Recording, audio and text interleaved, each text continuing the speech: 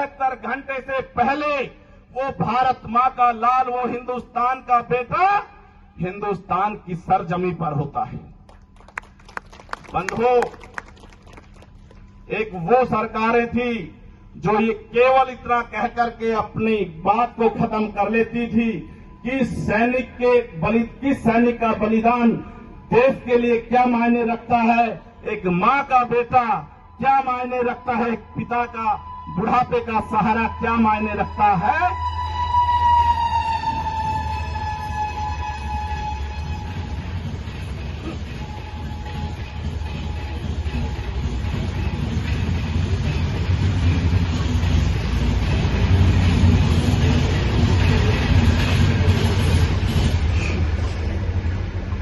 बंधुओं,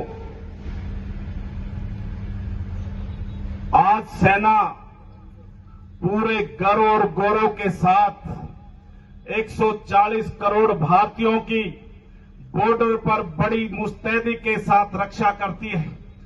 और बड़े हौसले के साथ कि देश के नागरिक चैन की नींद सोते रहें।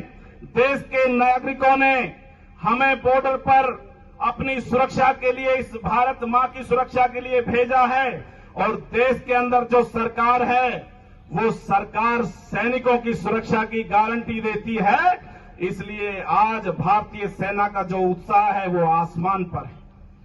बंधुओं, पूर्व की सरकारों की तरह आज जम्मू कश्मीर के अंदर भारत की सेनाओं पर थूका नहीं जाता, भारत की सेनाओं पर पत्थरबाजी नहीं करी जाती। आज पूरे देश के अंदर सेना का सम्मान किया जाता है। आज वो कश्मीर के लोग जो केवल और केवल आतंकवादी देते थे, आज उनके बच्चे हिंदुस्तान के इस अंतिम, इधर हरियाणा प्रदेश तक, उधर गोवा तक, वो अपने बच्चों को शिक्षा के लिए भेजने लगे हैं, अपने बच्चों को नौकरियों के लिए भेजने लगे हैं। आज हरियाणा का बेटा जाकर के कश्मीर में व्यापार करने लगा है। बंधुओं, ये तब संभव हो पाया है जब आप सब लोगों ने भारतीय जनता पार्टी में आस्था जताई। ऐसी देश के अंदर जो सरकार बनाई जो केवल और केवल इस राष्ट्र के लिए सोचती है, केवल और केवल इस वतन के लिए सोचती है, वो सोचती है 140 करोड़ भारतीयों के सम्मान के लिए। बंधुओं, हमारी धार्मिक आस्था का प्रतीक भगवान राम का मंदिर, जिसके लिए न जाने हमारी कितनी पीढ़ियों ने अपने आप को कुर्बान किया है, कितनी पीढ़ियों ने उसके लिए आंदोलन किए हैं और पूर्व की सरकारों ने भगवान राम का भव्य मंदिर बनाने के लिए जो आंदोलन चले, उन पर, उन कार सेवकों पर, उन भगवान राम के राम भक्तों पर किस प्रकार से गोलियां चलवाई हैं। और आज देश के अंदर वही सरकार जब इस राष्ट्र निर्माण के लिए, राष्ट्र निर्माण का संकल्प लेकर के 140 करोड़ भारतीयों की कदम ताल के साथ हिंदुस्तान को आगे बढ़ाने का संकल्प लेती है, तो आज वो हमारी धार्मिक आस्था का प्रतीक, वो हमारे आराध्य देव, वो भगवान राम, वो मर्यादा पुरुषोत्तम भगवान राम का मंदिर भी आज उसी जगह पर उनके जन्म स्थली उस अयोध्या नगरी के अंदर बनकर के तैयार हुआ है। और बंधुओं, हरियाणा प्रदेश, क्योंकि हम हरियाणा की इस बावल विधानसभा के अंदर बैठे हैं, हरियाणा की भी सरकार की अगर हम बात करें तो आप कल्पना करिए दक्षिणी हरियाणा के कितने बच्चे पूर्व की सरकारों में नौकरी लगते थे। अगर किसी के पास पॉलिटिकल अप्रोच नहीं होती थी,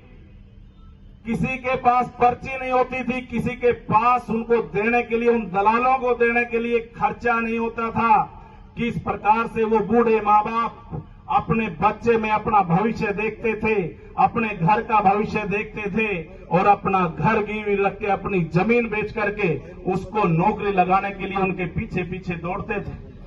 लेकिन जब हरियाणा वासी हरियाणा के अंदर सशक्त और पूर्ण बहुमत की माननीय मनोहर लाल जी के नेतृत्व में सरकार बनाते हैं, माननीय मुख्यमंत्री जी पहली कलम से ये काम करने का काम करते हैं कि इस हरियाणा प्रदेश में आज के बाद नौकरी तो दी जाएगी, लेकिन ना किसी दलाल के थ्रू, ना किसी बिचौलिए के थ्रू, और ना पर्ची चलेगी, ना खर्ची चलेगी। अगर चलेगी तो बच्चे की योग्यता चलेगी। और बंधुओं, जितनी भी नौकरियां दी हैं इस हरियाणा प्रदेश की सरकार ने बिना पर्ची के, बिना खर्ची के देने का काम किया है। आज किसी एमएलए एमपी के पास, आज किसी भी बिचौलिए के पास जाने की आवश्यकता नहीं होती। और बंधुओं, पूरे हरियाणा को अपना परिवार मान करके, वरना पूर्व की सरकारों का एक बार ध्यान करो, जिस जिले का मुख्यमंत्री बनता था वो पूरे हरियाणा प्रदेश को भूलता था और केवल अपने जिले में विकास कराने का काम करता था। लेकिन माननीय मनोहर लाल जी के नेतृत्व में पूरे हरियाणा को अपना परिवार मानना है। और